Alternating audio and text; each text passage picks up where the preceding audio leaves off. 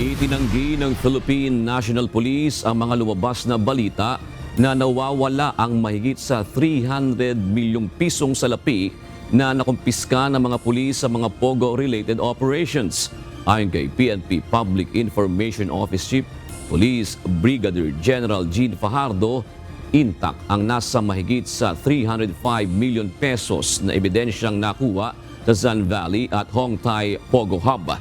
Sinabi pa ni Brigadier General Fajardo na nasa safekeeping ang pera sa isang kwarto sa loob ng Campo Crame na mayroong CCTV.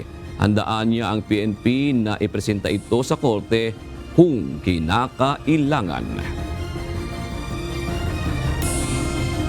These are considered fruits of the crime, so ongoing po yung case at again, once the case is pending before the competent court, lahat po ng gagawin po ng PNP, even sa proper disposal ng mga seized evidence including money po, ay depende po yan sa magiging disposition po ng korte. Pagsasabihin po ng korte na i-turn over po yan sa DOJ, the PNP is more than willing to turn over this. If the court would issue orders na ibalik po ito doon po sa subject po ng police warrants, then the PNP will comply.